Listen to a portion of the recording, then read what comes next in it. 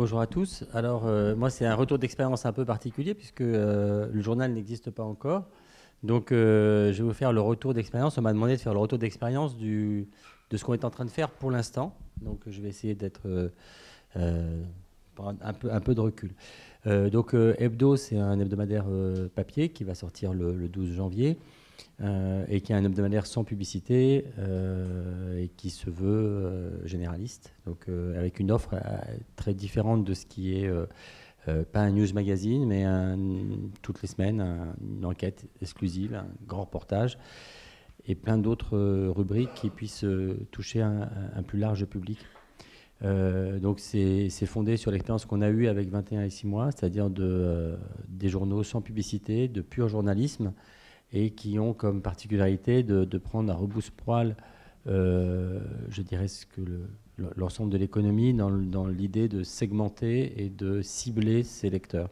C'est-à-dire que quand vous prenez 21, vous ne pouvez pas imaginer que le lecteur est jeune, vieux, homme, femme, s'intéresse à tel ou tel sujet. C'est plutôt une attitude par rapport à la vie, une curiosité qui nous intéresse. Et pour Hebdo, le défi est encore supérieur, c'est-à-dire qu'on veut pouvoir avoir des lecteurs qui ont 15 ans ou 70 ans, qui vivent en région parisienne, mais beaucoup en province, et qui ont des niveaux de CSP vraiment très différents. Alors comment est-ce qu'on arrive à ça? Notre objectif, on est en ligne de mire le lancement d'Hebdo le 12 janvier. Et on s'est beaucoup inspiré, parce que ça c'est lors dans le travail préparatoire, on a fait comme pour les jours, c'est-à-dire qu'il y avait l'équipe qui réfléchissait au journal, et toutes les semaines on recevait une personnalité ou des gens qui n'avaient rien à voir, qui pourraient être ceux qui ont fait Merci, Blablacar, Le Bon Coin, et puis on a reçu Cyril Dion qui a fait le film Demain. Un documentaire Demain, et il nous a expliqué comment est-ce que lui, il avait pendant 10 ans travaillé avec une association qui était les Pierre Rabhi, les Colibris, et puis un journal qui s'appelait Kaizen, qui était spécialisé dans l'écologie. Et lui, il voulait toucher, et à chaque fois, il avait ces 10 000 personnes qui étaient son public de base, et dès qu'il voulait élargir ce public, le public réagissait mal, et il n'arrivait pas à conquérir les autres. Et donc, il a voulu faire un documentaire en utilisant ces 10 000 personnes comme ambassadeurs pour aller chercher des lecteurs qui étaient leurs cousins qui se moquaient toujours d'eux, leurs collègues qui disaient toi avec tes trucs écolos, etc. etc. Et ça m'a vraiment fait tilt. Et donc on a essayé de partir de notre propre communauté, entre guillemets, qui étaient les lecteurs de 21 et de 6 mois, que nous on connaît bien parce qu'on fait depuis 10 ans beaucoup de rencontres dans les médiathèques, dans les librairies, dans les universités, dans les associations, et que depuis 2 ans on a monté un festival de journalisme qui est un festival de journalisme où on a eu l'été dernier, on était près de 8000 personnes à Autun pendant 3 jours en Bourgogne. Donc on avait ça en tête, ces lecteurs, les gens qui nous suivaient lors de ces conférences. On fait des conférences tout le temps dans le siège de la maison d'édition. Il y a 5000 personnes qui viennent tous les ans. Donc ça fait quand même beaucoup de monde qu'on touche, je dirais, personne par personne. Et donc on a commencé par faire une petite vidéo au printemps, très basique, dans lequel on annonçait ce journal qu'on a mis sur les pages Facebook de 21 et de 6 mois, et dans lequel on disait si vous êtes intéressé, vous laissez votre mail. Et donc les vidéos ont bien tourné. On a eu 8000 personnes qui ont laissé un mail. On a envoyé un questionnaire après. Et ça nous a aidé déjà à faire une première base. Et ça a été tilt parce que, par exemple, on était parti sur un autre nom que Hebdo, et on voyait bien que ce nom ne marchait pas. Et c'était un mois avant le 14 juillet à Autun, on avait décidé qu'on allait dévoiler le nom du journal et le présenter aux gens qui seraient là. Et il fallait faire un logo et tout, on était assez perdus. Et autour, on s'est dit, est-ce qu'on demandait aux lecteurs? Et ma première réaction a été de dire non, nous on est des professionnels, ça fait 18 mois qu'on travaille sur ce sujet, et ils vont avoir les mêmes idées idiotes qu'on a tous, etc. etc. Et puis quelqu'un m'a dit, non, mais ton projet c'est de faire ça avec les lecteurs, donc on l'a fait. On a eu 800 ou 750, je ne sais plus, immédiates. Les gens ont donné des tas de noms. Et dedans, il y avait Hebdo, sans H.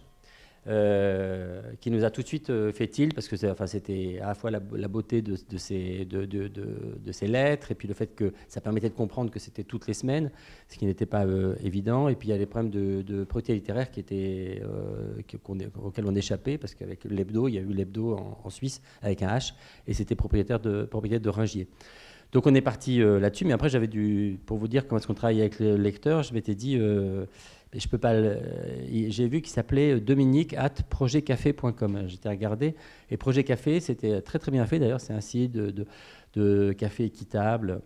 Je me suis dit, merde, je suis tombé sur un professionnel du marketing et il va me demander des droits, etc. Donc je me dis, qu'est-ce que je fais? Est-ce que je l'appelle pour lui dire, on a eu la même idée au même moment? J'ai dit, ça c'est vraiment dégueulasse. Et il va pas le croire, puis c'est stupide, et puis on va pas mentir. Est-ce que je l'appelle pour un peu tester, voir si c'est un chieur, etc. Et puis bon, j'ai décidé d'y aller, et on est tombé sur un type extraordinaire, un type vraiment dingue, et qui a dit, mais bien sûr, c'est génial, je suis heureux et tout. Et puis il nous a envoyé sur son carnet, un petit carnet dans lequel il y avait griffonné Hebdo, avec un logo d'ailleurs qui était assez proche en bas de case de celui qu'on a choisi. Il l'a encadré, et puis il a dit, je fais don à la communauté Hebdo de tous les droits de propriété littéraire là-dessus. Je dépêche parce que faut que j'aille 10 minutes. Donc après on avait ça, on a présenté le projet à Autun. Devant il y avait 4500 personnes en haut du mont Beuvray. C'était un moment, en plus il a fait beau et tout, c'était génial. Et on a proposé aux gens, ceux qui voulaient, de nous aider, et ils pouvaient nous aider de plein de manières. Première, c'est de nous relayer la campagne de crowdfunding sur les réseaux sociaux au moment où il viendrait, d'organiser des événements dans leur ville, etc., etc. Parce qu'on avait l'idée de partir avec un bus qu'on a siglé à Hebdo, avec une équipe, et de parcourir la France. Ils sont partis à Lille. Là, ce matin, j'étais à Niort avec eux. Ce soir, ils sont à Cholet, et ils continuent. Ça va durer jusqu'au début décembre, et on reprendra en janvier. Et ce bus était avec 2 personnes, plus des membres de la rédaction qui viennent à chaque étape. Et ils s'arrêtent dans une ville, et ils logent chez les lecteurs, enfin, les gens qui veulent les recevoir, et ils font une partie d'événements publics, dans un café, dans une librairie, et puis une partie dans des endroits plus privés, un lycée agricole, des écoles professionnelles, et une partie, ils vont tracter sur les marchés. Voilà. Et donc ça nous a aidé d'avoir tous les gens qui ont rempli tous les papiers, donc c'était le départ, et on a préparé notre campagne de crowdfunding, comme ça, en mobilisant cette communauté de base qui était peut-être... au total, on avait à peu près 1000 personnes. Et puis après, on a lancé le crowdfunding. Donc ça a démarré très, très bien. On a fait juste une erreur, c'est que moi je pensais que... Enfin, je n'ai pas pensé aux médias grand public, parce que comme on a l'habitude en fait souvent quand on lance quelque chose, d'être invité dans les radios, les télés au moins un petit peu, parce que les gens, c'est très confraternel. Dès que vous lancez quelque chose, les gens vous invitent. Et le jour même, en fait, il y a le média qui s'est lancé, et eux, ils ont trusté toutes les France Inter, les quotidiens, C'est à vous et tout. Donc nous, on n'a pas du tout eu ces médias grand public. C'était uniquement par Internet et par la communauté. Puis petit à petit, c'est monté. On est monté. Il y a eu plus de 6000 abonnés. Enfin, 5995, je crois, abonnés par KissKiss. Une minute. On a eu donc le record de KissKiss juste derrière le film Demain. On fait tout le tour de France. Là, je crois qu'on a calculé que c'est plus de 7000 personnes qu'on a touchées par des petits groupes. Ce matin, j'étais avec 30 personnes à Niort. Et on a fait j'avais même un numéro 0 que je ne peux pas vous montrer, mais que je leur ai distribué. On a discuté à partir de ça. Donc l'idée, c'est d'avoir cette première communauté qui va être assez forte. Là, on lance encore des préabonnements. On sera pas loin des 10 000 préabonnés le 12 janvier. Et surtout, c'est des dizaines de milliers de gens qu'on va essayer de lancer à l'assaut des kiosques le 12 janvier, parce que comme on n'existe pas et comme on aura très peu d'argent pour la publicité, la seule chose qu'il faut, c'est que tous nos lecteurs aillent dans les marchands de journaux et fassent eux-mêmes la promotion de ce journal, avec comme avantage d'avoir toute cette communauté qu'on a soudée, avec laquelle on a travaillé. Là, on va tester le numéro 0 avec eux. Voilà, plein de possibilités. Ça, c'est le côté avantage. L'inconvénient, c'est que chacun s'est fait une idée de ce journal. On a vendu du rêve, un rêve de journal. Et puis, bien évidemment, le journal qu'ils auront dans les mains ne ressemble pas à chacun de leurs rêves. Et ce qu'il faut simplement, c'est qu'ils cristallisent un rêve commun. Enfin, j'avoue que ce matin à Niort, j'étais assez rassuré parce que j'ai sorti le numéro 0 et ça a été un moment assez génial. Voilà. Mais bon, c'est que 30 personnes, donc il faut attendre début janvier. Voilà, j'ai fait 1 minute de trop. Non, c'est parfait. Merci beaucoup, Laurent. C'est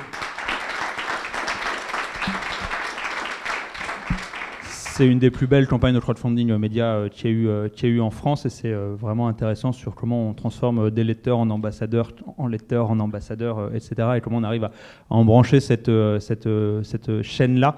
Et pour avoir, moi, de mon côté, accompagné énormément de campagnes, il y avait déjà une base existante avec 21 et 6 mois, mais c'est valable même sur un petit projet média qui part d'une petite base. Cet effet boule de neige, il fonctionne. On va prendre peut-être 2-3 questions. Hop, j'arrive.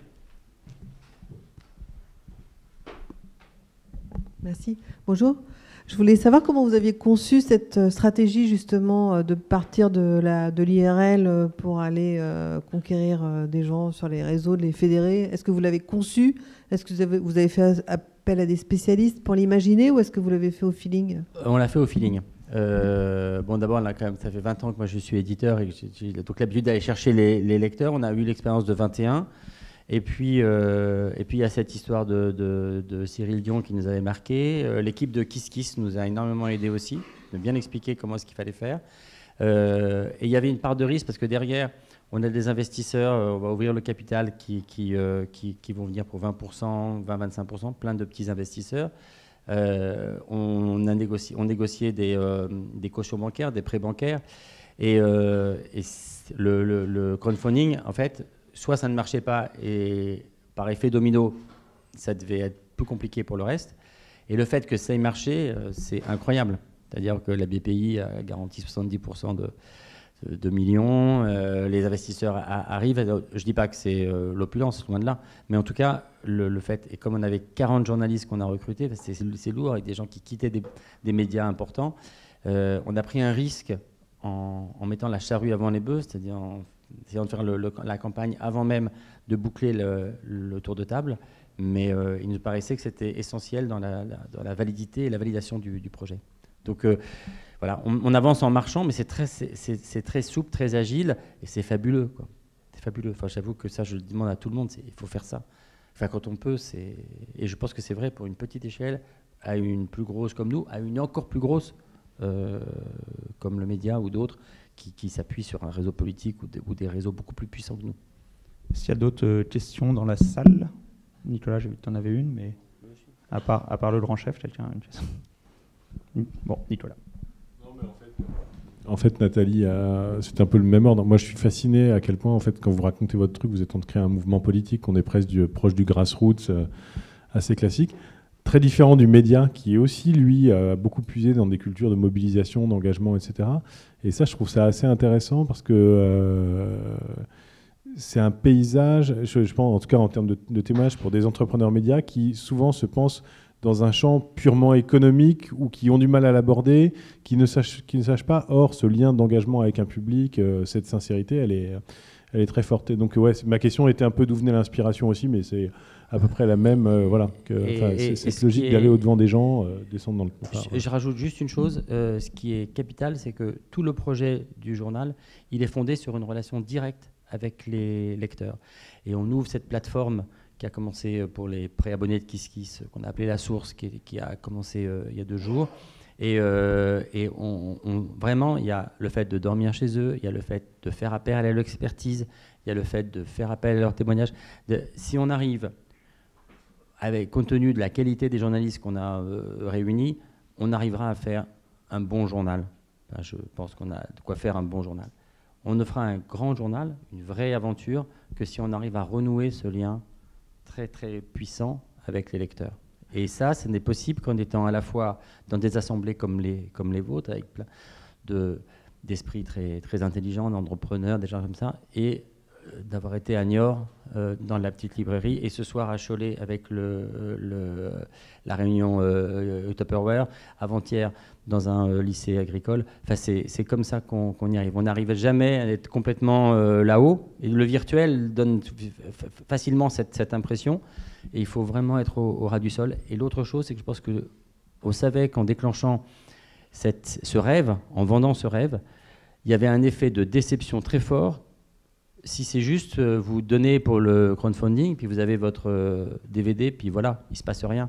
Ou vous vous lancez en marche, vous allez à fond, puis la personne est élue, et après, ben voilà. Bon, et nous, le jour où on commence le 12, c'est là où commence l'aventure avec les lecteurs. Et c'est pour ça qu'on y va avec cette flamme, parce qu'on sait qu'on ne pourra pas les décevoir, puisque le projet même du journal, c'est de travailler avec eux. Voilà, merci beaucoup Laurent pour ce super retour.